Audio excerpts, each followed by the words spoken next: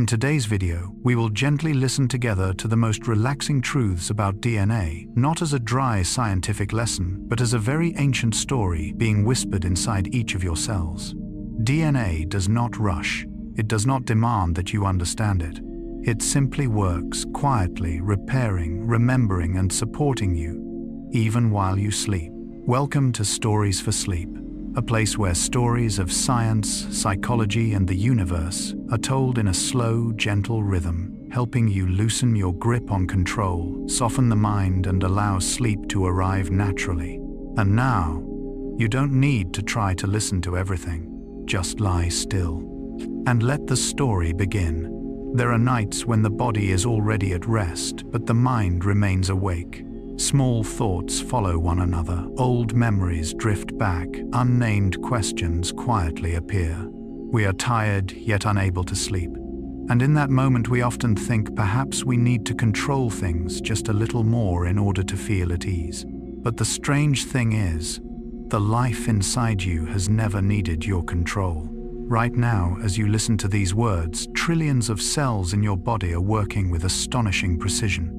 They repair, rest, heal, and remember, all happening silently, without noise, without the need for conscious intervention. At the deepest level of life, an ancient manuscript is being opened and folded again, gently, like breathing. That manuscript is called DNA. Carl Gustav Jung once said that beneath the conscious mind of human beings lies a deeper layer. A place where memories, instincts, and archetypal images are preserved.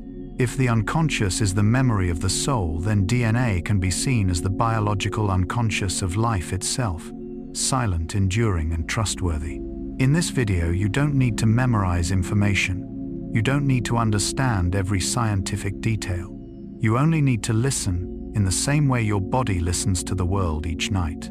Together, we will move slowly through the most soothing truths about DNA, as a perfect system of storage, as an ancient memory of the planet, as a rhythm that knows when to be active and when to rest.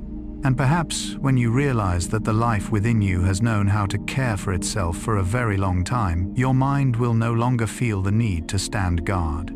Part 1. Opening brief streaks of light.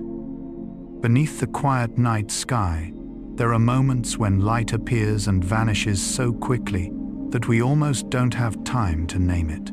A thin streak of light, a fragile diagonal cutting across the darkness, a shooting star. It does not stay. It does not wait. It does not repeat itself according to human will. And it is precisely this brevity that has long made shooting stars symbols of wishes, of miracles, of the feeling that we have lightly touched something larger than ourselves. But if we pause a little longer, if we look more deeply, instead of rushing to make a wish, the shooting star begins to tell a different story, one that is slower, wider, and far more peaceful.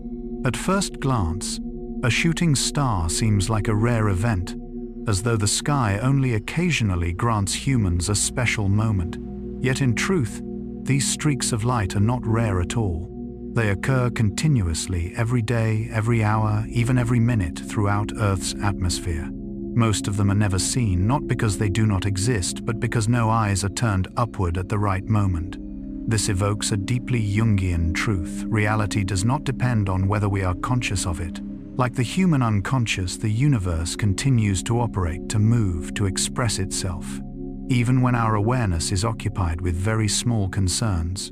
In this sense, a shooting star resembles an archetypal image of the moment. It reminds us that some things exist only briefly, yet are no less meaningful for their short duration. Jung once suggested that the most powerful symbols do not need to last. They only need to touch the right depth of the psyche. A shooting star does this naturally. It asks for no understanding, demands no explanation. One glance is enough, and a gentle feeling spreads our own smallness, the vastness of the sky, and an invisible thread connecting the two. When people associate shooting stars with wishes, this can be understood not merely as superstition, but as a very deep psychological reflex. A wish is not meant to change the universe. It is a way for humans to acknowledge that some things lie beyond the ego's control. In the instant a shooting star flashes by, the ego, so accustomed to controlling, planning, and predicting, is forced into silence. And in that silence a new space opens, a space of acceptance, of letting go, of trust in a greater order. From a scientific perspective, a shooting star is the result of tiny particles of cosmic dust entering the atmosphere at immense speed. But from a symbolic perspective, it is a moment where two worlds meet: deep space and the familiar atmosphere, the distant and the near, the eternal and the fleeting. Jung believed that powerful symbols always exist at the boundary between opposites. A shooting star lies precisely there. It belongs neither entirely to distant space nor entirely to Earth. It is a gentle contact between two realms. Perhaps this is why shooting stars are most often seen at night, the time when human consciousness begins to soften. At night, vision weakens, sounds become clearer, and the mind loosens its tension. It is when the unconscious can more easily rise to the surface. Looking at a shooting star in the dark is very much like entering the state before sleep. We no longer fully control, no longer analyze excessively, we simply receive. A shooting star does not need us to understand it. It only needs our presence. And when that light fades, there is no true loss. For the shooting star did not come to stay. It came to remind us that every movement is part of a larger flow. The light disappears, but the motion continues. Just as in the human psyche, a thought may dissolve, yet the psychological energy behind it continues to be transformed. Jung called this a process, not an event. A shooting star is not an isolated moment. It is a brief manifestation of a process that has been unfolding for millions of years. When we allow ourselves to see shooting stars in this way, the hurried urge to make a wish in time gradually gives way to another feeling, the feeling of participation. We are not standing outside the universe observing it. We are within it. The atmosphere protects us, the light appears because of the air around us, and our eyes are part of that chain of reactions. For an instant, the boundary between observer and phenomenon becomes blurred. And in that blurring, a strange sense of safety arises. We do not need to control everything in order to exist. A shooting star, then, is not merely a beautiful sight. It is a gentle whisper from the universe saying that everything is still functioning even when we rest, that there are vast movements that do not require the ego's intervention. And when we understand this, or even simply feel it, the mind begins to slow down. Anxiety loses some of its weight. Just as before sleep, we do not need to resolve every question of life. We only need to trust that deeper systems are working on our behalf. Within the fleeting light of a shooting star, there is a soft invitation to loosen our tension, to allow the moment to pass, without clinging to trust that disappearance does not mean an ending. And if you are listening to these words before sleep, perhaps you do not need to make any wish at all. Simply let your mind drift with that rhythm, the rhythm of light, arriving and departing, of consciousness, gently settling, and of sleep quietly opening its door. After that fragile streak of light cuts across the night sky, when our eyes are still trying to hold on to something that has just appeared and vanished, a very soft question arises, not loudly, not demanding an immediate answer. What was it that just passed by? Really, not in the sense of a wish, not in the sense of a symbol, but in the way the universe quietly operates, precise, unhurried, and entirely indifferent to whether human beings are looking up or not. And as we take one more step from emotion to essence, from image to physics, the shooting star begins to tell another story, less mythical, and yet strangely, far more gentle. If you are looking for a place to let go, a scientific story that is deep enough, yet gentle enough to guide you into sleep, then stay here. We will begin with a manuscript very small, yet one that has written everything you are. Part 2. The true nature of shooting stars. Human beings call them shooting stars, but in the silence of space, no star is actually falling. What creates the streak of light you have just seen is not a star, not something vast or powerful, but most often only a tiny particle of dust, sometimes smaller than a grain of sand, resting quietly on a beach. An anonymous fragment of matter wandering through space for millions of years without purpose, without intention, simply moving. Carl Jung once wrote, "Nature is not matter only, she is also spirit." Here the spirit of nature does not lie in size but in movement. A shooting star does not glow because it burns. In fact, most of the object has not even had time to burn before the light appears. When a cosmic dust particle enters Earth's atmosphere at tens of kilometers per second, the air in front of it is violently compressed. That compression heats the air so intensely that its molecules begin to glow. The light we see is not the light of the object itself, but the light of the atmosphere responding.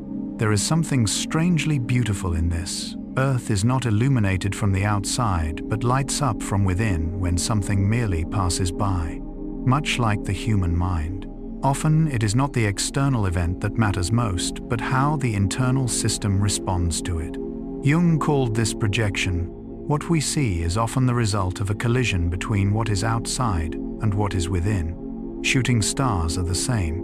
There is no stage, no audience, no advance announcement. Only a tiny particle and a dense atmosphere meeting in less than a second. And in that brief encounter, a phenomenon beautiful enough for humans to attach wishes to it, is in reality a completely indifferent physical process. Yet it is precisely this indifference that brings a deep sense of calm, because it reminds us that the universe does not happen for us, but it is also not against us. It is simply doing its work. In Jungian therapy, there is a pivotal moment when a person stops asking, "What does this mean for me?" and begins asking, "How is this happening?" When viewed this way, a shooting star is no longer a promise, no longer something to cling to, but becomes a natural breath of the planet itself. And perhaps as you lie down, the lights turned off, your thoughts slowing, you are entering the same state. No need to understand everything, no need to explain, only to allow the process to unfold. When we understand that a shooting star is not a falling star, something very gentle begins to shift in our perception. Its beauty does not disappear, it simply moves. The light in the night sky is no longer a story about an object burning and dying, but a story of an encounter between cosmic matter and Earth's atmosphere. What truly shines is not the tiny dust particle, but the air around it. When a fragment of matter enters the atmosphere at tens of kilometers per second, the air in front of it is suddenly compressed. And in physics, rapid compression always brings a rise in temperature. The air heats up, becomes ionized, and glows like a gigantic fluorescent tube that exists for only a few thousandths of a second. A shooting star, therefore, is not a self-luminous object, but the luminous trace of a process so brief that our brains cannot separate cause and effect in time. We see the light, and then it is gone. We assign it a complete image as if a star had passed through our lives. Carl Jung once wrote, "We do not see things as they are, we see them as we are." The human brain instinctively frames rapid phenomena into coherent stories to create a sense of safety. A shooting star thus becomes an object in imagination, even though in reality, it is a continuous sequence: motion, compression, heat, light, disappearance. And this is precisely why shooting stars are so well suited to the state before sleep. As you lie still in the darkness, your breathing slows, the boundaries between thoughts begin to blur. The mind no longer operates through rigid logic but shifts into association, symbolism, sensation. Like a shooting star, not a point but a brief stream of experience. Few people realize that most shooting stars never reach the ground. They completely disintegrate at altitudes of tens or even hundreds of kilometers. No impact, no sound, no physical trace, only light, and then nothing. But nothing does not mean no effect. Tiny metallic atoms remain, dissolving into the atmosphere. They become part of the sky, the clouds, the high-altitude winds. Over very long periods, they may settle into oceans, ice, soil, and stone. a fleeting moment with consequences that endure. Here, shooting stars take on a deeper meaning. Important things do not always last long. Some appear only for an instant, yet leave subtle, persistent effects. Jung described this as the way the unconscious works. The unconscious is not loud. It does not need to linger. A dream image, a fleeting memory, a nameless feeling may vanish upon waking, yet still quietly reshape how you experience the world. Seen this way, a shooting star is not merely a physical phenomenon. It is a gentle lesson in how nature operates. It does not need duration to have meaning nor permanence to be remembered.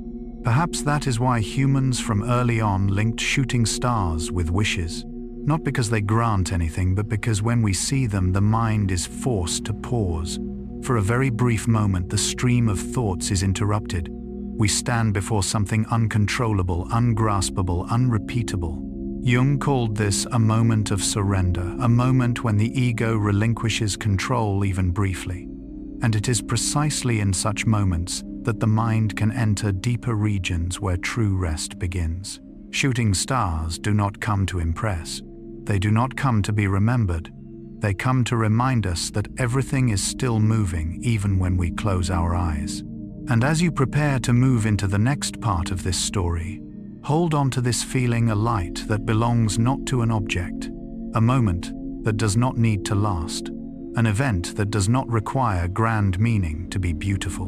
Because from here, we will go even deeper into what creates that gentle illusion, speed, energy, and the way the atmosphere transforms something very small into something capable of touching the human mind. Part 3. Speed, energy, and the illusion of size. Once we understand that shooting stars are not falling stars, but merely tiny particles of dust and stone touching the atmosphere, a natural question arises in the human mind. If they are so small, why can their light make the entire night sky blaze? The answer lies not in size, but in speed. In the universe, speed is not merely motion. Speed is energy compressed into time, and shooting stars are among the most subtle demonstrations of this truth. A dust particle smaller than a grain of sand drifting through space is almost invisible, no light, no sound, no trace. But when it enters Earth's atmosphere at speeds that can reach 70 kilometers per second, its entire state of existence changes in an instant. Not because it becomes bigger, not because it becomes stronger, but because its speed exceeds what the air can normally absorb. The air in front of the object is compressed extremely rapidly. That compression drives the temperature upward. Gas molecules are excited, ionized, and glow. The light we see in the sky is not the object burning, but the surrounding space reacting. In this sense, the atmosphere is not merely a layer of air. It is an amplifier. It transforms microscopic motion into macroscopic phenomenon. It turns a grain of dust into a streak of light stretching for dozens of kilometers. And it is this amplification that deceives human intuition. When our brains see a large light, they automatically assume a large cause. This is an ancient cognitive reflex: big light, big object, important event. Shooting stars gently break this chain of logic. They show us that perceived scale does not reflect actual scale. Carl Jung once wrote, "The psyche creates reality every day. The mind does not see the world as it is, but as it can understand it." Because shooting stars move too fast, the brain must fill in the gaps. It creates a sense of size, of proximity, of importance, not because physics demands it, but because the psyche needs coherence. In the moment the streak of light appears, there is no time to analyze, only time to feel. And that feeling often takes the form of awe. This is why shooting stars, though lasting only fractions of a second, leave such deep impressions. Not because they endure, but because they occur faster than conscious control can follow. Jung described moments like these as points where the unconscious can touch the surface of awareness. Things that arrive too quickly do not pass through logic. They go straight into emotion. And in the state before sleep, when the brain gradually releases its need for control, phenomena like shooting stars become especially resonant. They do not require understanding. They only ask to be allowed. A tiny particle, a movement too fast to grasp, a streak of light that vanishes. This is the perfect image of the present moment. It cannot be held. It cannot be replayed. It cannot be analyzed in time. It can only be witnessed. And this is what makes Shooting Stars a very gentle lesson in how to let go. If shooting stars whisper anything to us, it is this: the human mind is not designed to fully understand things that happen too quickly. When a streak of light cuts across the sky in a few hundredths of a second, the brain is forced to stretch the moment, much like it does with dreams. What we remember is not the original physical event, but a processed version, slowed down, enlarged, and given meaning. A cosmic dust particle, smaller than a grain of sand, entering the atmosphere at tens of kilometers per second, carries energy disproportionate to its form. Here, speed replaces size as the true determinant of experience. In the familiar human world, we measure power by mass, by largeness, by form. But shooting stars remind us that in the universe, motion is the true measure of energy. Earth's atmosphere acts as a silent translator. It does not merely receive objects from space, but converts a microscopic event into a macroscopic expression, visible to the human eye, available to imagination. Without the atmosphere, shooting stars would produce no light. Without light, the moment would pass completely unnamed. This closely resembles how the unconscious operates in Jungian psychology. A small impulse, a fleeting image, a faint memory, when it meets the right atmosphere of the mind, can erupt into dreams, symbols, or strong emotions. It is not the content that determines intensity, but speed and the conditions of contact. When the brain faces an event that happens too quickly, it often exaggerates space and time. Thus, shooting stars appear close, large, as if they fell just behind a mountain or above a rooftop.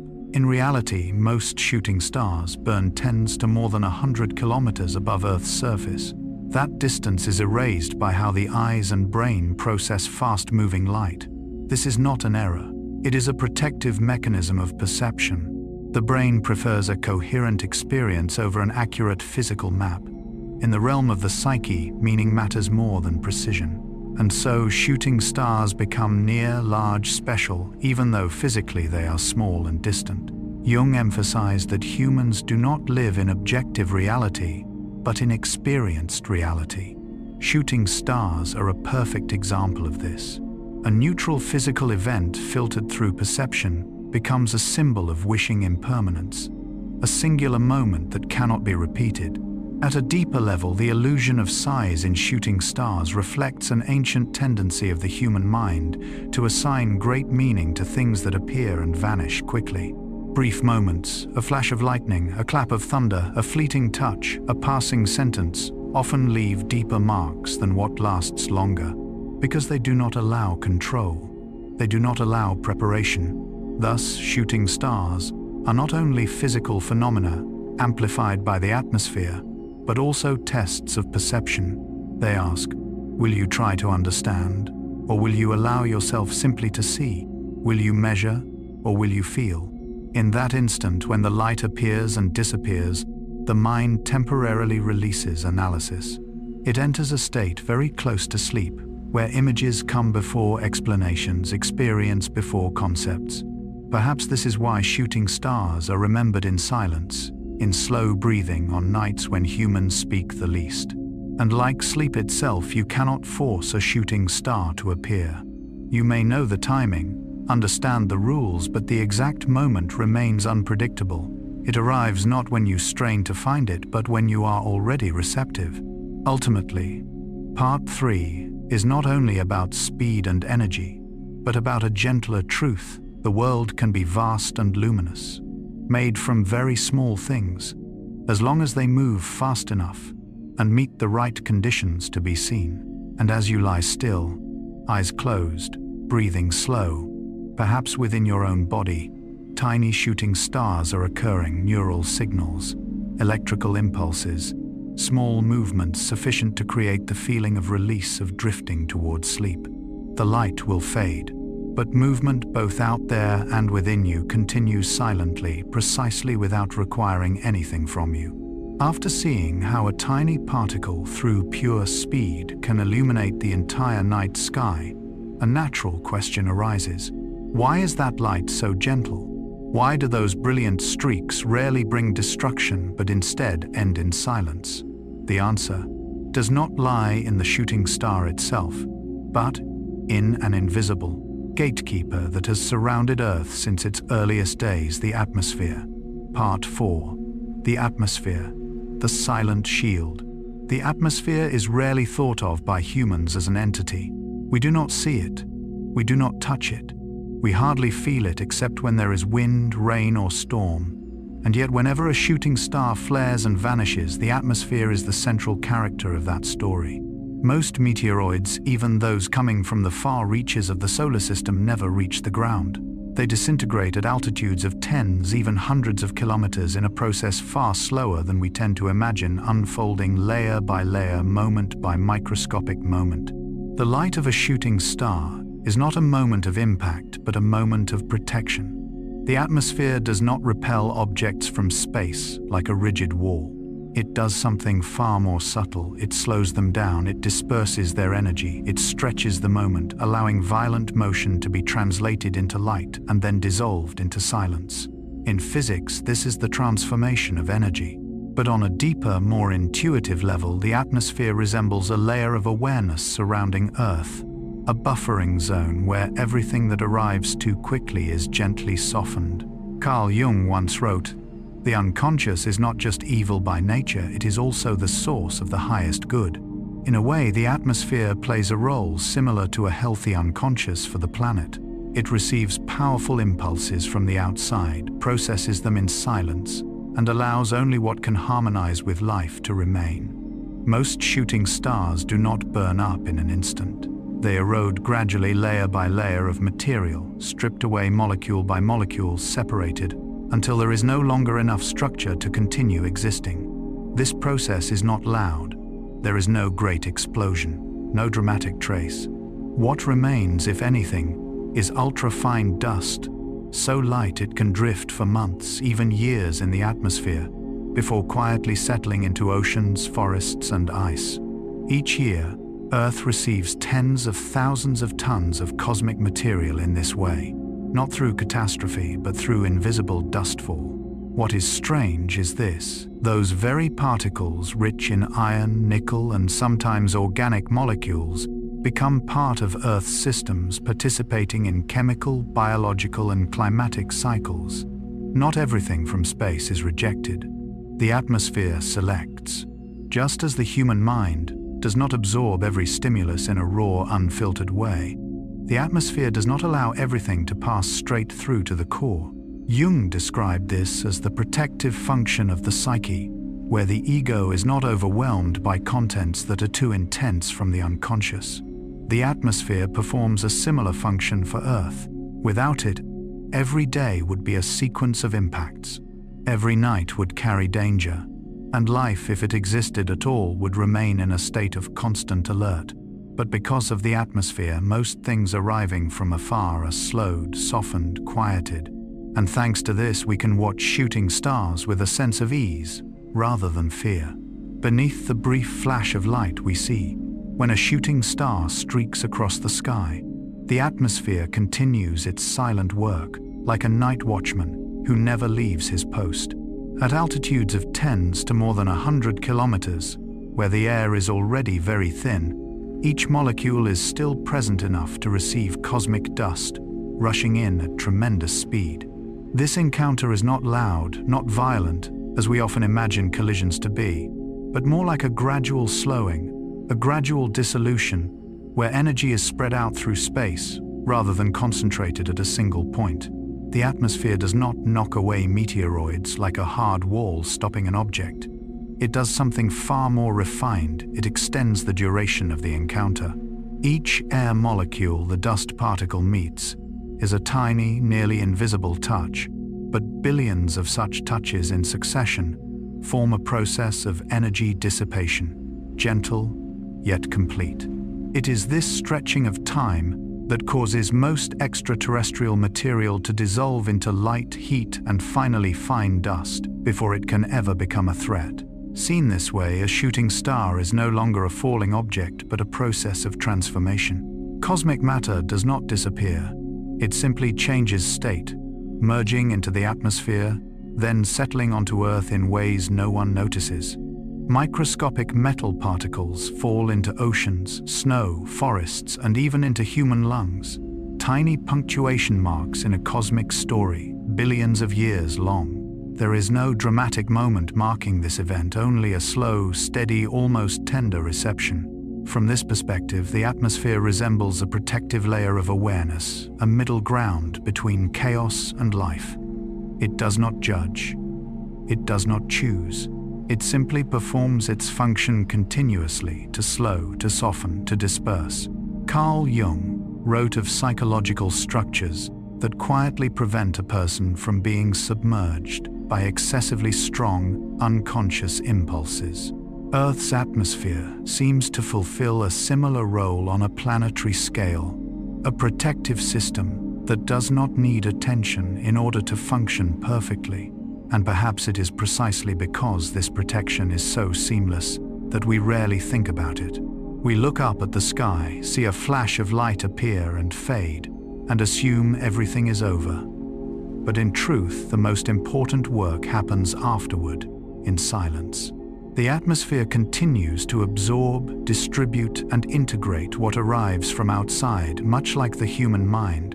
Processes powerful experiences, slowly transforming them into faint memories, softened emotions, and eventually stability. When we think of shooting stars this way, fear of objects falling from space begins to dissolve.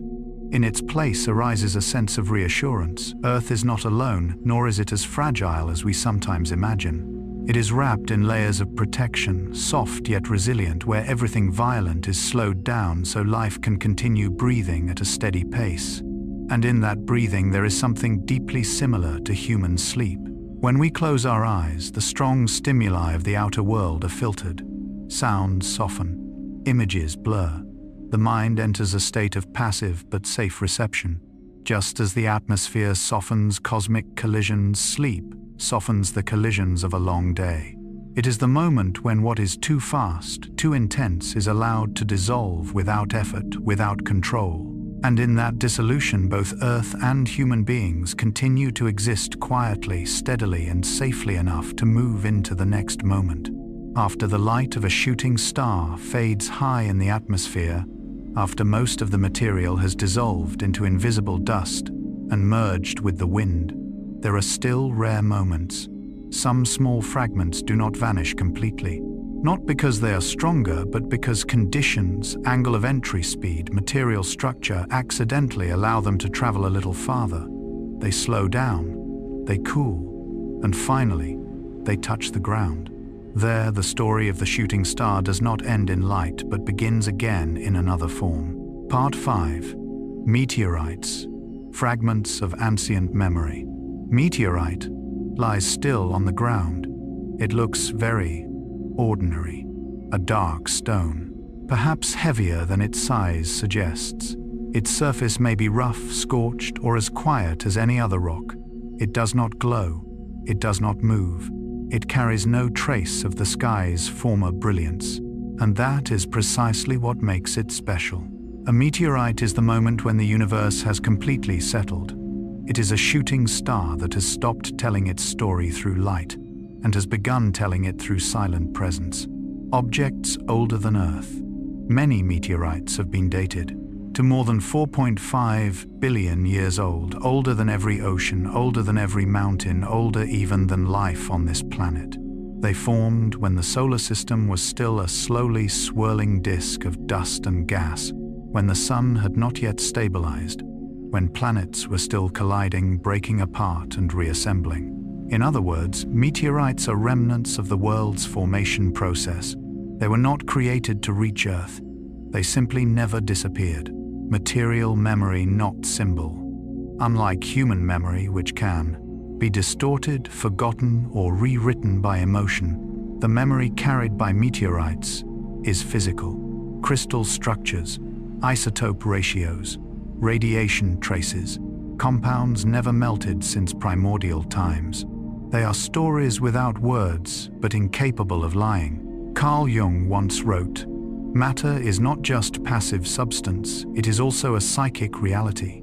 In meteorites, matter is not merely matter, it is time, compressed memory that does not need to be remembered. Particles from other stars.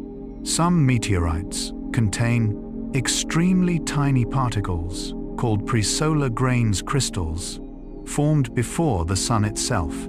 They were born in supernova explosions in the outer layers of red giant stars, then drifted through space for millions of years before becoming part of a meteorite and finally falling to Earth.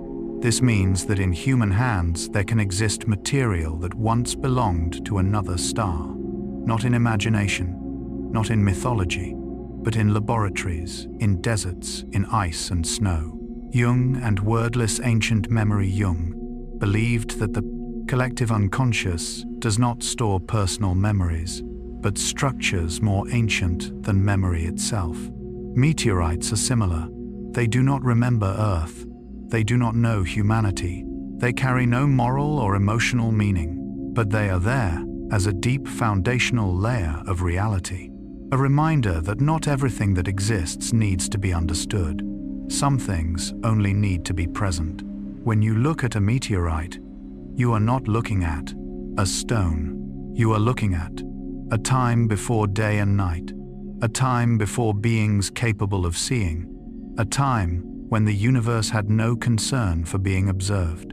And perhaps that is why meteorites evoke such a peculiar feeling. No stimulation, no urgency, no demand for response, only duration. When a meteorite finally reaches the ground, the moment is not violent as imagination often suggests. Most meteorites land very gently, sometimes leaving only a dull, brief sound, like a soft touch between two worlds. Not an invasion, but more like a return. A piece of matter that wandered for billions of years through cold space finally finds rest on the surface of a living planet. These meteorites carry memories older than any living being. Before oceans, before the atmosphere, before the first cells, they already existed. Within their structure are traces of chaotic epochs, when the sun was unstable, when planets collided, merged, and reshaped themselves. To touch a meteorite in this sense is to touch a past so deep the human mind struggles to imagine it. Some meteorites contain minerals that could only form under extreme pressure and temperature conditions found in planetary cores or in ancient stellar explosions. Others carry complex organic molecules, not life itself, but the chemical groundwork for life. Here, the boundary between inert matter and biological origin becomes blurred, much like the boundary between consciousness and unconsciousness in the human psyche. Carl Jung suggested that the deepest memories are not those we recall clearly, but those that are always present without being named. Meteorites are like that. They do not speak. They do not deliver messages. Yet their existence reminds us that Earth is not isolated. This planet did not form in separation, but within a network of collisions, exchanges, and shared matter across the solar system. Over time, many meteorites weather, dissolve, and merge into soil, water, and the biosphere. Iron from meteorites may become part of the ground, then part of a tree, then part of a living body. Atoms that once drifted among the stars may now be in your blood, your bones, or the breath you are taking right now. Not in a mystical sense, but through the slow, tangible logic of physics and chemistry.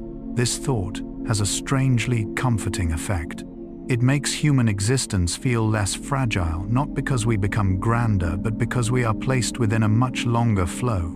You are not only the product of family, society, or personal memory.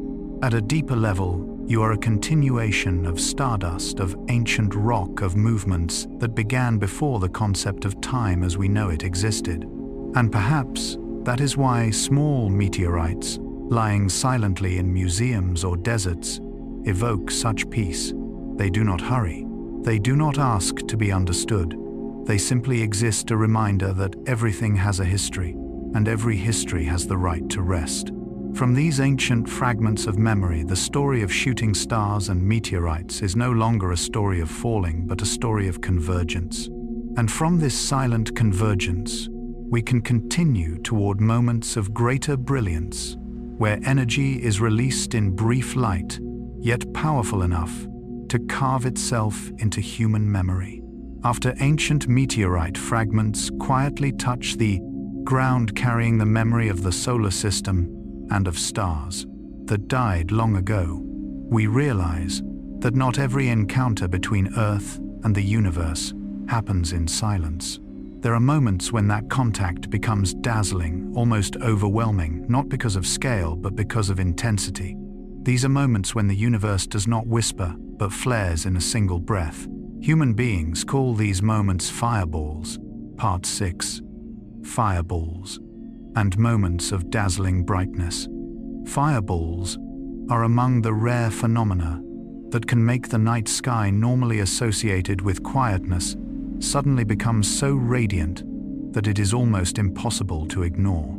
For a few brief seconds, the light from a fireball can illuminate the ground below, reflecting off clouds, water surfaces, rooftops, and sometimes even the faces of those who instinctively look up. But there is something important that needs to be gently remembered.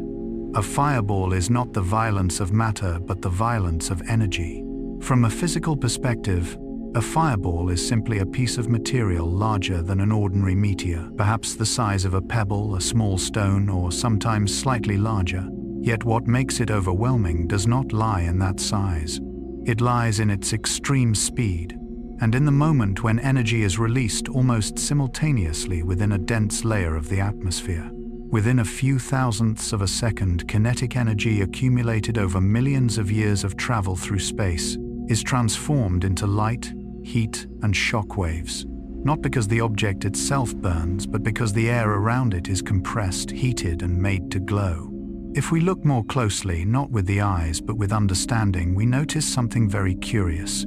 Most fireballs never reach the ground. They disintegrate, fragment, and vanish, while still tens of kilometers above Earth's surface. The light we see is merely the trace of a process ending rapidly, not an invasion of the universe into Earth. Here, fireballs offer humans a very subtle lesson. What appears most powerful is not necessarily what lasts the longest. Carl Jung once wrote, "The most intense conflicts, if overcome, leave behind a sense of security and calm that is not easily disturbed." In this way, fireballs resemble powerful impulses in the human psyche. They erupt emotions, memories, fears, desires, illuminating the entire inner sky for a brief moment, then dissolving. Not to destroy, but to release compressed energy. During sleep, the brain does something very similar. Intense dream images, surging emotions, the mind's own fireballs appear during REM sleep, then fade away before dawn arrives. Not to be preserved, but to relieve pressure so the system can return to balance. What makes fireballs memorable is not where they come from, but how they disappear. They leave no clear shape behind. They do not ask to be possessed. They do not demand immediate understanding. They simply appear and pass through. And perhaps, in the moment of witnessing a fireball, human beings unconsciously learn what Jung called the surrender of the controlling ego. No wish is guaranteed. No meaning is required. Only a vast event occurs, and then the sky is returned to its original stillness. As we prepare for sleep, fireballs remind us that not everything that shines needs to be held onto. Not every impulse needs to be analyzed. Some energies only need to pass through so that body and mind may become lighter.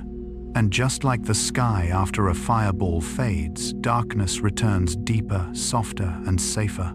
After the dazzling moments of fireballs, the sky quickly returns to its familiar quiet. That intense light, though deeply impressive, is in fact only a brief crest in a far wider ocean of motion. When a fireball flares and goes out, it does not end the story of meteors. It merely hints that behind such singular moments exist steadier, slower, and more ordered currents. If a fireball is like a sudden, forceful breath of the sky, then meteor showers are its long, deep and even breathing, almost unnoticeable unless one lies still and watches. Jung once suggested that what makes the strongest impression often belongs to the surface of consciousness, while the structures that truly shape experience operate quietly underneath. Meteor showers in this sense are not startling events but expressions of a deeper order where repetition, ancient orbits and cosmic memory move in harmony. And it is precisely from the settling that follows the flash of a fireball that the sky begins to tell another story. A story of ancient dust, streams of orbits returning at the right moment, and of Earth quietly stepping into paths drawn long ago. This is when meteors no longer arrive alone, they arrive in rhythm, and we in the stillness of night can begin to feel meteor showers as a slow, steady piece of music, gentle enough to guide the mind into a deeper state of rest. Part 7. Meteor showers, a scripted flow. After the reshow, dazzling moments of fireballs, where light bursts forth, like the sky's racing heartbeat. Space gradually settles. Darkness returns to its familiar place. With no single point of light dominating our attention, the sky opens in a different way, slower, wider, more even. If fireballs are thunder, meteor showers are background music that lingers. Here there is no solitary explosion, no main character. Instead, there is flow. Meteor showers do not appear randomly. They are not accidents of lost objects. They occur when Earth, in its quiet, steady motion, passes through a path already drawn in space. That path is a stream of ancient dust left behind by comets that once passed through, then departed hundreds, thousands, or even tens of thousands of years ago. Comets do not disappear completely. They slowly, evenly dissolve, leaving behind a long trail of material memory. And each year, when Earth returns to that exact location, we enter an encounter that was scheduled long in advance. Meteor showers, therefore, are clear evidence that the sky is not chaotic. It operates by geometry, by cycles, by rhythm. This carries deep comfort for the human mind. In everyday life, we often feel that things come and go abruptly: joy, sorrow, opportunity, loss. But when we look up at a meteor shower, we realize that there are movements independent of our emotions, yet stable enough for us to lean on. Carl Jung once said that the human psyche needs symbols of deep order, not to control the world, but to allow the ego to rest. Meteor showers are such a symbol, not because they are beautiful, but because they repeat. This repetition is not boring. On the contrary, it carries the sense that the universe remembers itself, that what has happened leaves traces behind. That time does not erase everything but rearranges it into cycles longer than a human lifetime. As you lie listening to a story about meteor showers, what is happening is not only your brain absorbing scientific information. At a deeper level, your mind is synchronizing rhythm. Breathing slows, attention widens. The ego no longer stands at the center of the story. Each streak in a meteor shower does not need to be followed. You do not need to keep up. You can let them pass beyond awareness, just as vague thoughts drift by before sleep. In dreams, images appear in the same way. No clear climax, no strict beginning or end, only gentle continuity. Physically, meteor showers show that Earth is moving through a data-rich environment. Psychologically, they remind us that humans also drift through layers of experience, and that not everything needs to be remembered, analyzed, or held. One very special thing about meteor showers is this: the more you try to count them, the more tired you become. But if you simply lie there and relax, the streaks of light arrive at the moment you least expect. This is exactly like sleep. Sleep does not come when we try to sleep. It comes when we stop trying. And just like meteor showers, sleep has its seasons, its cycles, its micro-conditions: light temperature, circadian rhythm, mental state. Meteor showers teach us a very gentle lesson. Not all beauty requires focused attention. Some beauty is designed to enter the peripheral field of awareness, where the mind begins to loosen structure. Jung described this as the moment when consciousness grows tired and the unconscious begins to whisper. In a meteor shower, no wish is granted in a fairy tale sense. But something quieter happens. The ego is set down. You do not need to be a perfect observer. You do not need to understand every orbit, speed, or origin. You only need to be there. And when you remain there long enough, in the steady falling rhythm of cosmic dust in repetition that asks for no response, the mind begins to relearn an ancient skill, to let go into the rhythm of something larger than itself. From fireballs, individual bursts of brilliance, to meteor showers, collective flow, the sky guides you from intense impression into gentle lullaby. And that is the natural path into sleep. After the dazzling moments of fireballs and the scripted flows of meteor showers, the sky seems to return once more to its familiar stillness. But that is only a visual impression. In reality, nothing that just happened has truly ended. The light has faded, but signals continue to travel. Energy has been released, but its echoes still move through air, through waves, through layers, invisible to the naked eye. Just as in the human mind, when a strong emotion passes, what remains is not a clear image, but subtle vibrations hard to name. And it is there, in the space between what is seen and what is unseen, that meteors begin to tell their most delicate story. Part 8. Colors, sounds, and invisible signals. When a meteor cuts across the night sky, the first thing we usually notice is the light. But that light is never just a single color. It may be green, pale, yellow, warm, orange, deep red, or cold, blue, white, each shade a physical trace, a chemical whisper written into the air. Green often comes from nickel. Yellow recalls sodium. Red may be oxygen or nitrogen excited at great altitude. And the brilliant blue-white glow is often the result of extreme speed and an atmosphere compressed to its limit. So a meteor does not decorate the sky with color. It records a reaction, precise, honest, unemotional, between cosmic matter and Earth's atmosphere. Carl Jung once wrote, "Color is a primordial language of the unconscious." Color for Jung is not only something to see, but something to feel, a form of communication older than language itself. In that sense, each meteor is a wordless sentence, not addressed to humanity, but to the atmosphere itself, to the planet, to the physical system listening through invisible sensors. The sound of a meteor, if there is one, is even more mysterious. Most meteors shine at altitudes far too high for mechanical sound to reach our ears immediately. So when a boom is heard seconds or even minutes later, that is easily explained. But sometimes, people report hearing sound at the very same moment as the light. A faint rustling, a soft hiss like dry leaves brushing against one another. Science calls this phenomenon electrophonic sounds, where electromagnetic waves, produced by the meteor, interact directly with objects near the listener, transforming instantly into mechanical vibrations. In this case, the sound does not travel down through the air. It is translated on the spot. This makes a meteor not only a visual event, but a multi-sensory experience, even though we never consciously choose to participate. Jung once said, "The unconscious communicates with us through symbols, sensations, and sudden impressions." In that sense, a meteor does not need to be understood. It only needs to be felt. Beyond color and sound, there are signals humans do not perceive at all. Radio waves being reflected, ionization of atmospheric layers, temporary changes in the electric field, streams of microscopic metal dust slowly falling to Earth. For days afterward, these signals do not create spectacle.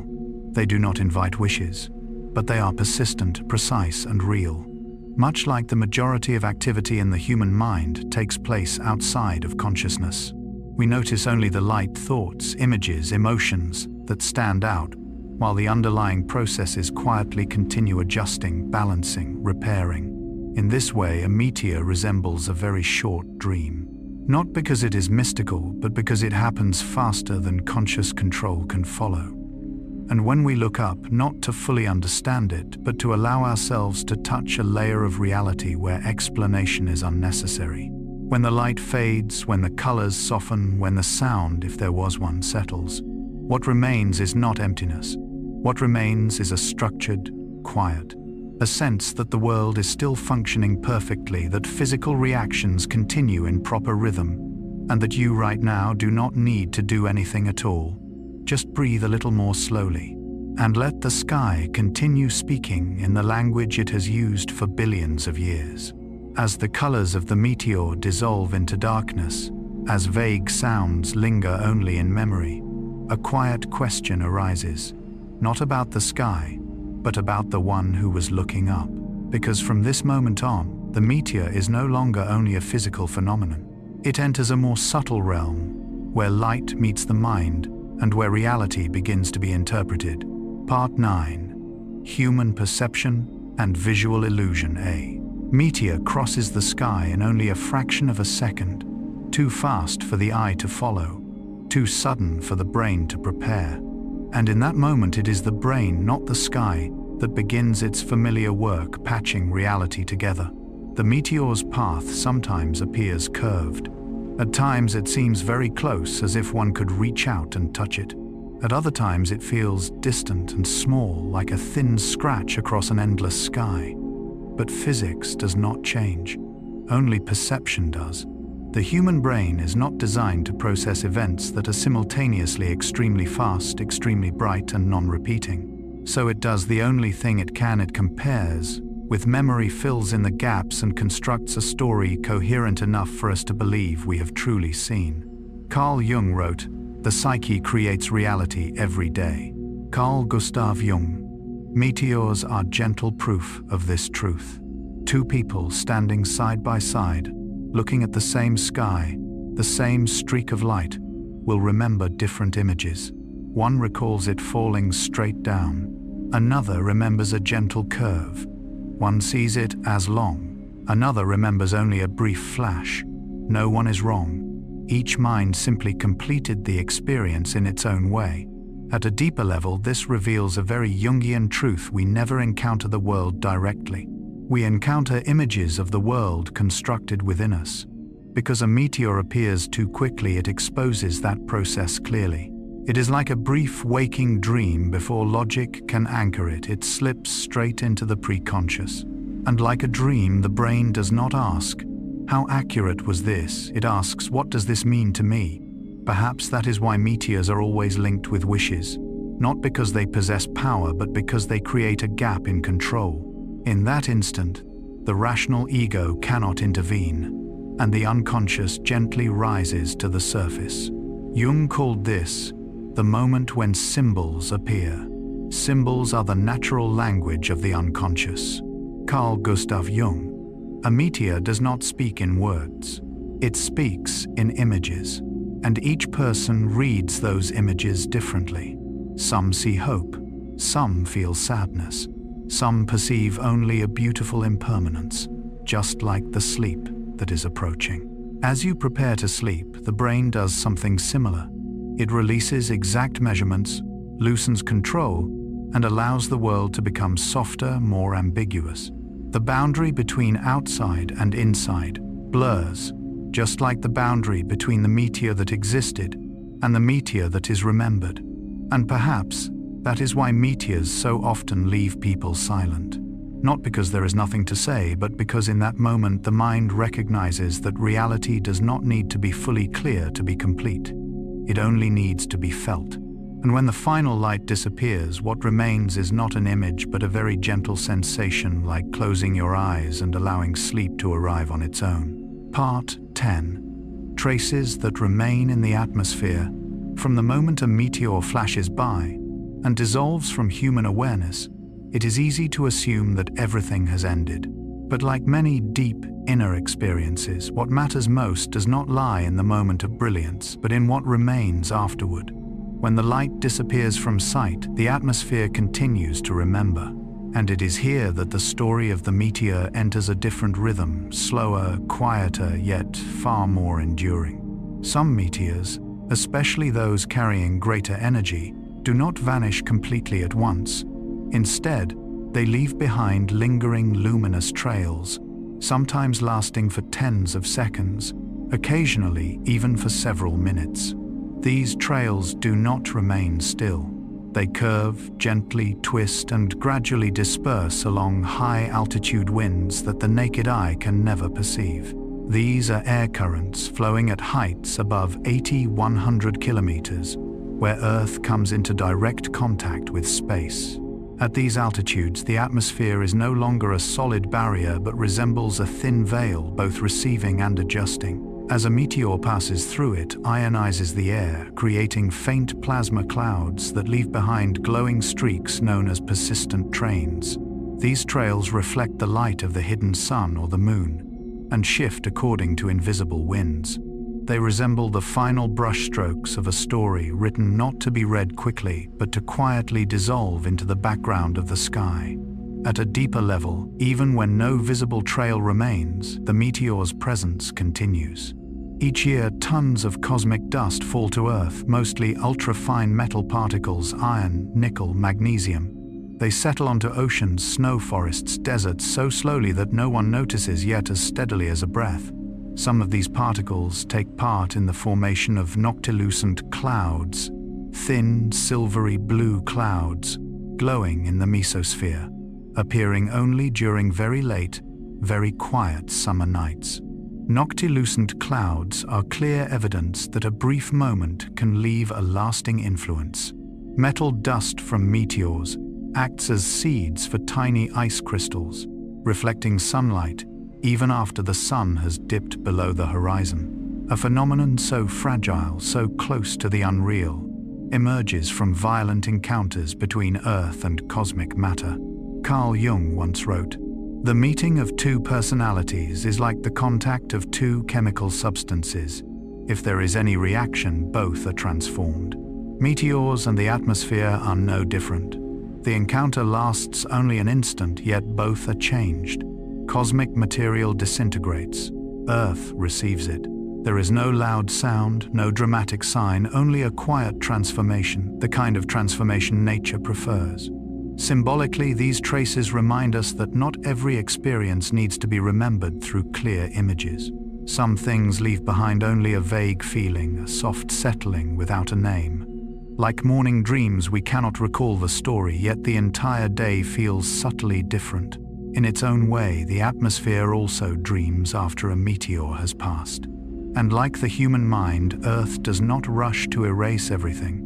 It stores things in diffuse form, faintly dissolved into a larger system. No longer a single streak of light, but part of the sky, the wind, the long-term cycles of matter. A meteor, therefore, does not end when the light fades. It simply changes its form of existence. When we reflect on this, we may feel gentler toward ourselves. Not every moment needs to last. Not every emotion needs to be preserved intact. Some things only need to leave a trace just enough, and then be allowed to dissolve into the shared flow of time. And when the night sky returns to stillness, with no streaks left to follow, Earth continues its quiet work. High-altitude winds keep blowing. Cosmic dust keeps falling. The atmosphere keeps adjusting and balancing. A slow, steady process, very much like your breathing, as you prepare to drift into sleep. At that rhythm, there is no need to pay attention, no need to remember. Simply allow everything to pass and trust that even the briefest moments have been received by the world in a very gentle way. Part 11. Observational science from the human eye to radar. From the fading traces in the atmosphere described above, we can sense something very calm. Meteors do not exist only in the moment we see them. They leave traces not only through light, but through their quiet presence within Earth's systems. And when the human eye is no longer sufficient to follow movements that are too fast, too small, or too faint, science has learned to listen to the sky through other senses. Not all meteors appear in clear, dark nights. Most fall during daylight, when the blue sky conceals every faint glow. Many disintegrate behind thick clouds, fog, or far beyond anyone's line of sight. But that does not mean they do not occur. Radar can see meteors by detecting ionization in the atmosphere, thin trails of electric charge left behind as cosmic dust pierces the air. Radio waves can register subtle disturbances in the ionosphere. like a very soft whisper within Earth's electromagnetic structure. Infrasound sound waves, below the range of human hearing, allows science to sense large impacts from great distances, sometimes from across an ocean, sometimes from places no human has ever set foot, and networks of automated cameras quietly watching the sky every night record thousands of streaks each year, even when no one is standing there to make a wish. This opens a very different view of the universe. Meteors are not events reserved for human awareness. They do not appear only when we see them. They occur continuously, steadily, without needing an audience, much like many processes within our own bodies and minds. Carl Jung emphasized that most of human psychological life takes place outside consciousness. Impulses, memories, symbols, and deep movements continue to operate even when the ego does not recognize them. In some way, meteors are similar. The human eye catches only a very small fraction of the stream of material passing through Earth each day. The rest moves on in silence, registered by other senses of the planet: magnetic fields, electromagnetic waves, the atmosphere itself, and refined measuring systems.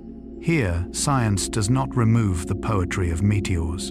On the contrary, it expands a sense of calm. Because if meteors continue to occur even when we do not see them, then the universe does not depend on our attention to exist. It operates according to its own rhythm, slow, precise, unhurried. And when humans understand this, they can release the need to witness everything, to control, to grasp. There are beautiful moments that happen while we are asleep. There are streaks of light crossing the sky while our eyes are closed. That does not make them any less meaningful. Instead, it reminds us that life and the universe do not require the constant presence of consciousness to continue. Just as when you are asleep, your brain still organizes memory, your body still repairs itself, your biological rhythms still adjust. Radar and cameras are only tools, but the deeper message is very gentle. You do not need to stay awake for things to function properly. You do not need to see for life to continue. And perhaps that feeling, the sense that the world remains okay when we let go, is what makes meteors a perfect image to guide humans into sleep. Because when we allow ourselves to no longer be the center of all movement, when we trust that the sky continues its work, the body and the mind can do the same, quietly, precisely, and safely enough for you to rest. When science extends its vision beyond the limits of the eyes, when radar and radio waves quietly register collisions, we will never witness one truth becomes clear. Earth has never truly been alone. It does not merely look up at the sky, it is constantly receiving small fragments of the universe. And sometimes, very rarely, a part of those encounters does not vanish completely, but continues its journey until it comes to rest in human hands. Part 12. Meteorites and Other Worlds. There are stones on Earth that do not belong to Earth. They were not born of volcanoes, not shaped by rivers, nor marked by the familiar traces of geological history. They come from very far away, so far that the human notion of distance becomes blurred. Some meteorites originate from the Moon, Mars, or the asteroid Vesta worlds, with their own histories, their own tempos of time, and their own memories etched into stone. When such a meteorite rests in human hands, millions, sometimes hundreds of millions of kilometers collapse. The universe ceases to be an abstraction and becomes something heavy, cold, and silent. A fragment of another world now present within the small space of a human palm. Scientists know that meteorites from Mars were formed when ancient impacts were powerful enough to eject material from the surface of the red planet, overcome its gravity, drift through space for millions of years, and then, by chance, encounter Earth. There was no intention, no purpose, only trajectory, momentum, and time. And yet it is precisely this lack of intention that carries a very deep beauty. It recalls the way Jung described symbols in dreams. They do not arrive because we summon them, but because the conditions have ripened. A meteorite from another world is the same. It does not seek Earth. Earth simply happens to be where it passes at the right moment. Within the crystalline structure of these stones, scientists read the geological histories of planets. Humans have never set foot on ancient pressures. Magma flows that cooled billions of years ago, collisions that once reshaped entire worlds. Meteorites become compressed memory, much like memories deep in the unconscious, not told through words, but through structure. Carl Jung once wrote, "The unconscious is not just evil by nature, it is also the source of the highest good." Meteorites are the same. They carry no clear message, make no promises, yet they are among the purest sources of knowledge because they have never been altered by human hands. They do not know who we are. They do not know that we exist. They simply are. For a mind preparing to enter sleep, this idea has a strangely soothing power. That out there exist worlds operating entirely without human consciousness. That Earth is not the center, and that we do not need to bear the burden of being the center. A Martian meteorite does not care about our dreams, and precisely because of that, it brings a sense of safety. The world does not place the weight of meaning upon human shoulders. We are allowed to rest. When we look at a meteorite, we are not merely looking at stone. We are witnessing a silent contact between worlds, a form of communication without words, without signals, without awareness, only matter and time. And perhaps at the deepest level, the human mind longs for exactly this kind of communication. No explanations, no control, only presence. In that moment, the boundary between here and there becomes blurred, much like the boundary between waking and dreaming as sleep approaches. Meteorites from other worlds remind us that distance is not always separation. Sometimes it is simply time that has not yet met itself. And when you close your eyes, perhaps you do not need to go anywhere far. For in the slowing rhythm of your breath, you are doing what meteorites have done for billions of years, moving through your own inner space without purpose, without pressure, following only the natural orbit of rest. The sky has sent Earth fragments of memory from other worlds. And now you are allowed to send back to the night your own fatigue. Part 13. Impacts, craters, and planetary memory from. The moment we hold in our hands a fragment of a meteorite from the Moon or Mars, the story no longer ends with the stone itself. It opens into a deeper layer, where ancient impacts have inscribed themselves into the very shapes of worlds.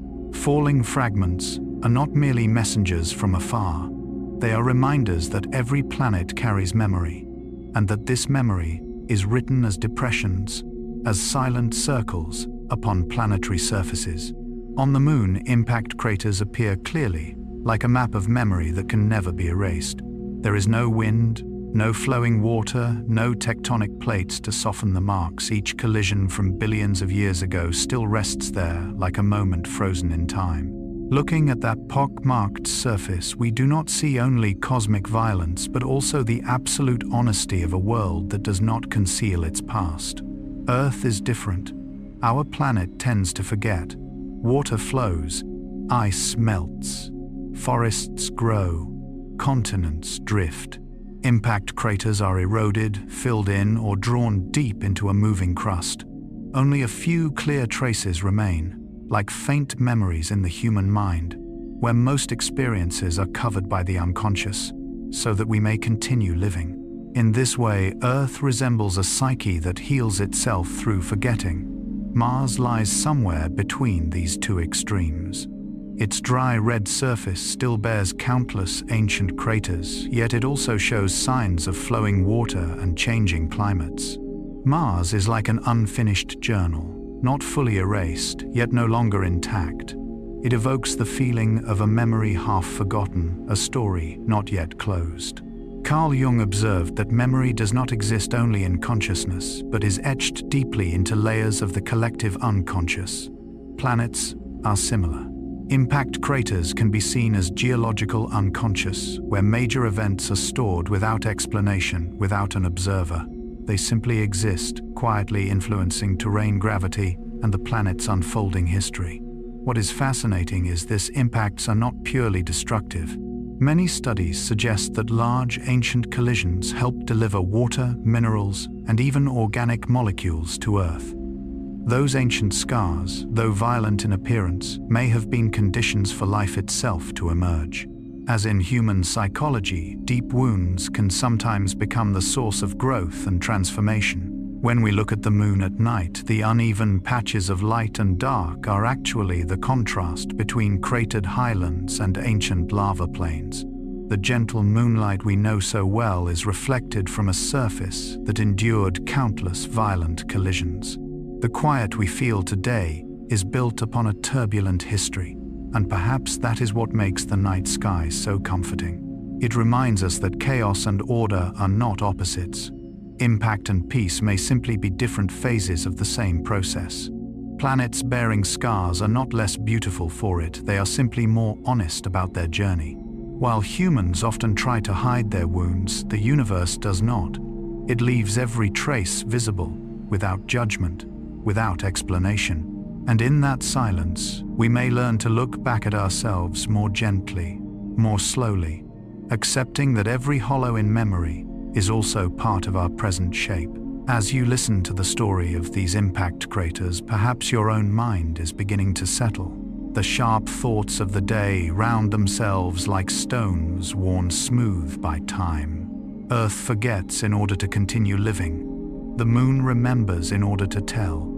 And you right now do not need to do anything at all, only let memory rest and allow sleep to arrive like a thin layer of mist softly covering every impact of the day. Part 14. Cosmic Dust and Life. Beneath the dramatic surface of great impacts and cratered memories etched into planets, there exists another kind of movement, much smaller, much slower, and almost invisible. If craters are sudden memories, then cosmic dust is memory in a whisper. And from that whisper, life itself may have learned how to begin. After speaking of the violent collisions that scar the surfaces of worlds, we can now gently lower our voices as if stepping out of a storm, to notice that most material from space does not arrive on Earth with explosions, but through quiet, settling. Each day, Earth is bathed in tens of thousands of tons of microscopic cosmic dust. There is no brilliant light, no sound, only tiny particles falling into oceans, ice forests, rooftops, and even onto human skin unnoticed. These grains are often so small, they cannot be seen with the naked eye. They drift slowly through the atmosphere without burning, without glowing, quietly merging with Earth. Yet within that smallness lies a deep potential. Cosmic dust can carry iron, nickel, water locked inside minerals, and especially complex organic molecules, chemical structures that life at its most basic level requires. Here, science begins to touch a very ancient question. Did life arise entirely on Earth, or was Earth simply a place that received nurtured and reorganized seeds already present in the universe? There is no definitive answer, but cosmic dust opens a possibility that feels profoundly Jungian. Life did not arrive as a single event, but as a process of unconscious accumulation. Carl Jung once wrote, "The unconscious is not just evil by nature, it is also the source of the highest good." Cosmic dust is like that. It does not carry complete organisms. It carries no intention. Yet through persistent repetition, through its ceaseless fall over billions of years, it creates conditions. And sometimes conditions are all that is needed. Imagine the early Earth, hot oceans, a chaotic atmosphere, a surface constantly struck by impacts. In that setting, cosmic dust fell like a steady background rhythm, not disruptive, not demanding attention, simply adding material little by little. Much like the unconscious in the human mind, it does not shout, it does not command, but it remains patiently present. Jung believed the unconscious does not operate through linear logic, but through repetition, symbol, and accumulation. Cosmic dust works the same way. One particle means nothing. A million particles still seem insignificant. But over millions and billions of years, that accumulation can alter ocean chemistry, rock composition, and ultimately the possibility for life to appear. What is remarkable is this: most cosmic dust is still falling onto Earth right now. As you lie listening to this video, As your breath slows, as consciousness begins to soften somewhere high in the atmosphere, particles older than Earth itself are quietly completing their journey. No climax, no clear ending, only continuation. Symbolically, cosmic dust resembles the deepest layers of memory, not personal memory, but the collective memory of matter itself. It tells no clear story, yet it forms the ground upon which all stories can later unfold. Jung emphasized that the unconscious ground is what allows consciousness to exist at all. Without it, consciousness has nowhere to stand. Life in this sense is not a sudden miracle, but the result of patience, and that carries a very sleep-like quality. It tells us that not everything important needs to explode, shine, or be seen. Some of the most important things only need to be there long enough. When we think about cosmic dust, we are reminded that we live in an open world. Earth is not a closed system. It is constantly exchanging matter with space. And humans living on Earth do the same, constantly exchanging between consciousness and unconsciousness, between knowing and not knowing, between control and release.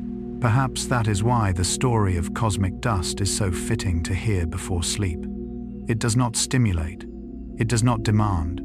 It simply reminds us that life is supported by quiet processes, and so are you. Even when you do nothing, think nothing, try nothing, inside and outside you systems are still at work. And as you drift gently into sleep, you are doing something very much like Earth itself, allowing small, invisible, slow-falling elements to settle so that tomorrow life may continue in the most natural way. Part 15. History, Culture, and Human Perception Seen through the eyes of someone listening to the world with the slow rhythm of night breathing. Part 15. History, Culture, and Human Perception is not merely a story of science, but a story of the long maturation of the human mind. Beneath the sky, after passing through cosmic dust where life was seeded quietly and patiently, we reach another layer, the layer of meaning. For every grain of dust, every streak of light falls not only onto Earth but into the imagination, fears, hopes, and beliefs of humanity across thousands of years. For most of human history, the idea that stones could fall from the sky was nearly unthinkable. The sky was considered perfect, pure, and unchanging. Earth was rough, dusty, and flawed. In ancient consciousness, these two worlds were not meant to touch. So when a glowing stone fell from above, it was not seen as a natural event, but as an omen, a divine message, or even a punishment. Carl Gustav Jung once wrote, "Man's earliest intuitions are always mythological." This was not a failure, but a natural stage of consciousness. Before science had language to explain the world, the human mind used symbols. Shooting stars became wishes. Meteorites became warnings. Meteor showers became sacred moments when the sky opened and allowed humans to whisper what they dared not say during the day. What is striking is that observation always came before understanding. Ancient records from China, Greece, and the Middle East describe meteor showers, fireballs, and explosions in the sky with remarkable accuracy. Yet for centuries, European scholars completely rejected the possibility that meteorites came from space. Even in the 18th century, academies claimed people were inventing stories because stones cannot fall from the sky. Only when science became humble enough to listen to reality did perception shift. Meteorites were gradually accepted. The sky was no longer perfect and separate. Earth was no longer alone. Two worlds became connected by data observation and the recognition that humans are not the center of the universe. Jung described this moment as a crucial step in human psychological development, when the ego relinquishes its supreme position and accepts a greater order. He wrote, "The experience of the self is always a defeat for the ego."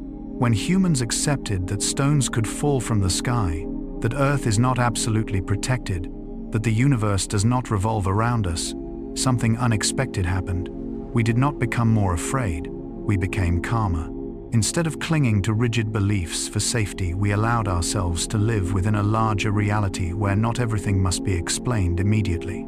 At a deeper level, shooting stars and meteorites became symbols of impermanence. They remind us that all structures, rocks, planets, even beliefs can change. But this change is not chaotic. It has rhythm, it has law, it has history. And just as in sleep, when consciousness steps back, deeper layers of the mind are allowed to speak. By day, humans need logic, control, and clear boundaries. By night, beneath a sky full of stars, we allow ourselves not to know, not to be certain, not to conclude. Shooting stars, therefore, are not only physical phenomena, but gentle reminders that we do not need to understand everything in order to feel at peace. The history of human perception of meteors is a long story of learning to release illusions of safety. From superstition to science, from fear to curiosity, from center to participant in a greater flow. And this journey, slow, winding, full of mistakes, mirrors exactly the way each human being matures inwardly. As you listen to this story before sleep, you may not need to remember dates or scientific terms. Just feel one simple thing: the sky has always been there, more patient than we imagine. It waits for humans to become quiet enough to look, humble enough to understand, and tired enough to let go. And in the moment you close your eyes, as consciousness softens, you are participating in that same ancient tradition. The tradition of looking up and then allowing yourself to rest within a vast universe where not everything needs an answer. Right now. Part 16. Conclusion. The universe is never far away. After accompanying humanity through centuries of observation, fear, doubt, and gradual understanding that stones truly can fall from the sky, we arrive at a quiet realization: the sky has never changed how it operates. Only human perception has. What was once seen as an omen, a divine warning, or a disruption of order, eventually reveals itself as a natural part of cosmic motion.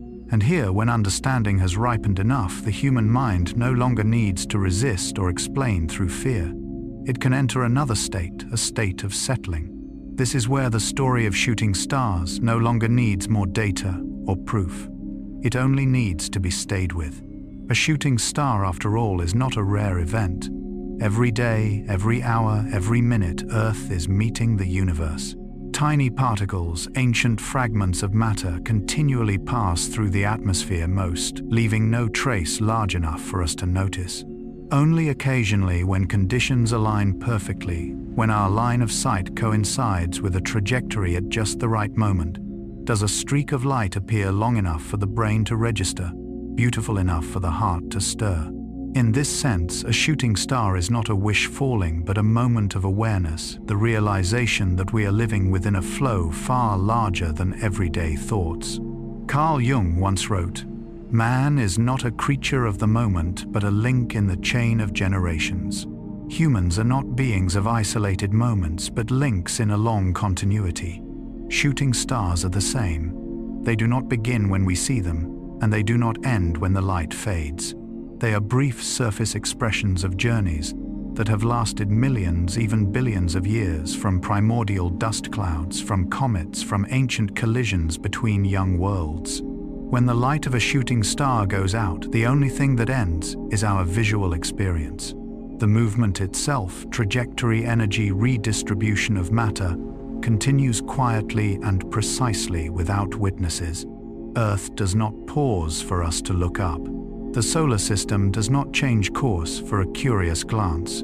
The universe, at its deepest level, does not depend on human attention to exist, and that brings a gentle relief. In Jungian psychology, maturity does not come from increasing control, but from accepting the ego's non-central position. When we stop seeing ourselves as the reference point for all events, a great pressure is lifted. We no longer have to understand everything. We no longer have to intervene. We no longer have to force meaning into every experience. A shooting star teaches this lesson in seconds. Some things are beautiful because they do not stay. Some movements need no audience. Some systems work best when left alone. At night, as you lie still and allow the sky to continue its work, you are unconsciously aligning with the same principle. Your body does the same. As sleep arrives, the brain loosens control, and quiet, self-regulating systems take over. You do not need to do anything for sleep to happen, just as you cannot will a shooting star into existence. You only create conditions and allow the process. The light fades, but nothing ends. There is only transition from energy to heat, from matter to dust, from moment to memory, and on a deeper level from awareness to release. Perhaps that is why shooting stars belong to the night, not the day. Night does not ask us to understand. It only invites us to stay long enough to realize we do not need to keep the world running. The world has been doing that long before we arrived. And as you prepare to close this day like the fading light in the sky, remember this: the universe does not leave you when you close your eyes. It continues to move, to breathe, to exchange matter, energy, and rhythm even when you are no longer watching. You are not missing anything. You are simply resting within an unbroken flow. Part 17. Shooting stars as the breath of the solar system. After journeying through history, culture, and human perception of shooting stars, from ancient fears and whispered wishes to the way science has gradually dismantled old myths, we should to begin to notice something very gentle. Shooting stars were never rare visitors. They do not truly arrive and depart as we tend to think. They have always been here. Most of the time, we simply do not notice. If we look at the solar system not as a static machine but as a vast living body, then shooting stars are the breath of that body. A slow, steady breath, a quiet exchange of matter between Earth and the surrounding space. Every day, our planet passes through tons of cosmic dust.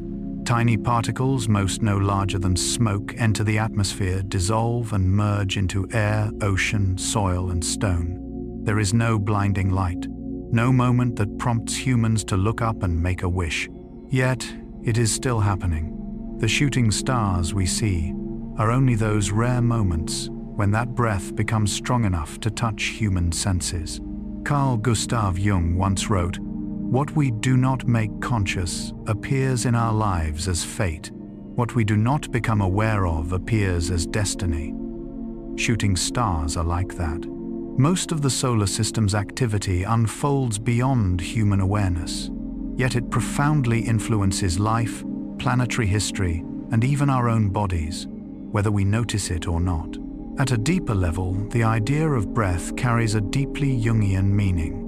Breathing is the bridge between consciousness and the unconscious. We can control it, but most of the time it happens automatically.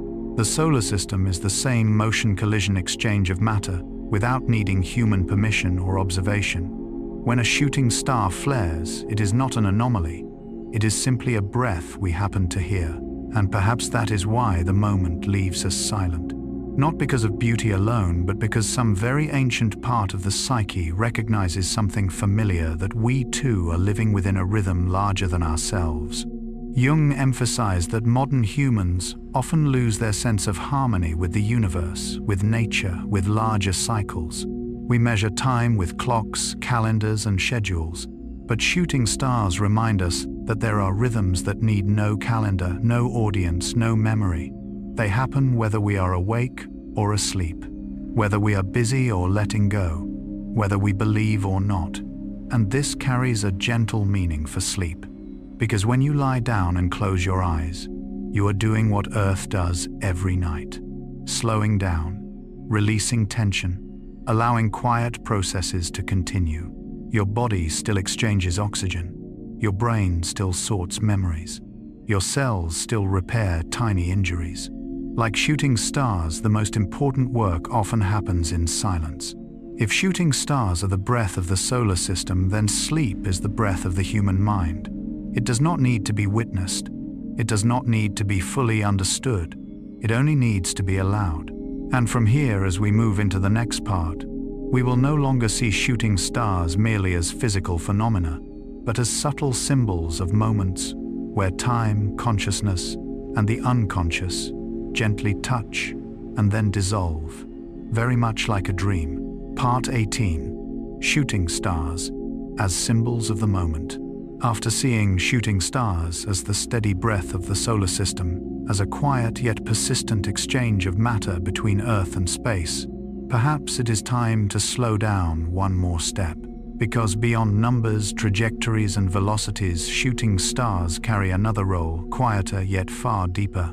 They live in the human mind as symbols. Physically, a shooting star is nothing special. It does not know that humans are looking up. It knows nothing of wishes, nor that its appearance might make someone hold their breath.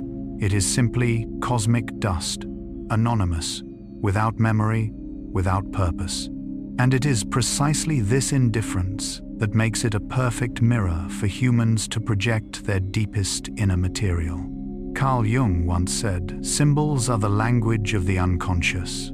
A shooting star is not symbolic because it is rare, but because it is brief. It appears too quickly to be held, too suddenly to prepare for, and vanishes before the mind can grasp it. This places shooting stars in the same psychological space as dreams, fleeting memories, and emotions not yet named. When a shooting star passes, the human brain has no time to control, analyze, or judge. In that instant, consciousness loosens its grip, and the unconscious steps forward. This is why humans have long associated shooting stars with wishes, not because we believe they grant miracles, but because that moment is when the mind speaks most honestly about its longing. Jung believed the unconscious does not operate through linear logic, but through images, feelings, and moments. A shooting star with its brief trajectory fits perfectly into that mode. It is an archetypal sign of impermanence, arriving, flaring, and dissolving, leaving no physical trace but a psychological echo. In many cultures, shooting stars were not seen as astronomical events, but as thin boundaries between worlds, between life and death, present and eternity, what has passed and what has not yet formed. This reflects a deep psychological truth: humans are drawn to what cannot be held, like a morning dream, like a thought that flashes just before sleep, like the moment we realize we are deeply tired, without knowing why. In the mind, a shooting star is not light. It is the disappearance of light, and that disappearance creates space. In that space, the mind releases control and begins to float. This state is very close to deep sleep. Jung wrote that healing does not come from holding on, but from allowing inner images to pass without force. Shooting stars teach this simply by existing. We cannot summon them. We cannot keep them. We can only witness them. And witnessing without interference is the psychological posture of rest. Perhaps that is why shooting stars are remembered more vividly than fixed stars. The human brain does not remember stability as strongly as it remembers brief moments that touch deeply. The strongest memories are often short. They need only be brief enough that reason cannot wear them down. When you lie beneath the night sky and see a shooting star, you do not think of Keplerian orbits. You do not calculate velocity.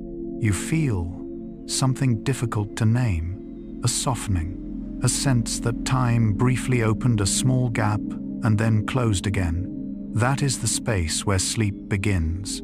In this sense, a shooting star is a lesson in releasing control. It appears when we are not searching. It is beautiful when we do not chase it, and it leaves before we can cling. Exactly like sleep, which comes not when we try to sleep, but when we allow ourselves to do nothing. And as you listen now, perhaps your mind is relearning this as well. You do not need to understand everything. You do not need to remember everything. You do not need to hold on to each word. Just let them pass like a small shooting star in the sky within you. The light may have faded, but the echo remains, gentle, and enough to carry you onward to the next part. Part 19. The sky teaches us how to let go. Shooting stars rarely appear when we search for them intensely. Those who strain their eyes for hours often miss them. Instead, shooting stars tend to arrive in unexpected moments, when we recline, when our gaze softens, when the mind is tired and ready to drift. This is not accidental. Psychologically, it aligns with a principle Carl Gustav Jung often suggested. Some experiences only emerge when the ego steps away from the center. Jung wrote, "One does not become enlightened by imagining figures of light, but by making the darkness conscious. Here, the darkness of the night sky is not absence, but a space that allows subtle movements to occur. A shooting star appearing and disappearing is an archetype of the moment, ungraspable, unrepeatable, unforced. It arrives on its own terms. Sleep is the same. No one can command themselves to fall asleep instantly. The more we try, the farther sleep retreats. The brain enters sleep only when it feels safe, when it is no longer pushed by will. Shooting stars and sleep meet at the same point: permission. Not effort, but space. In the collective unconscious, the night sky has always symbolized something greater than the individual. When we look up, the ego naturally shrinks. Personal worries, bills, plans, mistakes, expectations temporarily lose weight. Jung described this as the moment when the personal mind touches a larger order, where humans are no longer absolute centers. And it is in that moment that true rest begins. Shooting stars teach that not all beauty must be owned. Not all experiences need to be recorded, photographed, stored. A streak of light passes, leaves a mark in memory and dissolves, and that is enough. This contradicts modern control-driven instincts, yet aligns deeply with our ancient biological rhythm. Jung once said, "The pendulum of the mind oscillates between sense and nonsense, not between right and wrong." Shooting stars exist in that oscillation. They are not useful in a practical sense, but they nourish a deep emotional layer, a feeling of connection without full understanding, of witnessing without explanation. As you lie down, lights dimming your body, signaling rest, remember that you do not need to do anything more.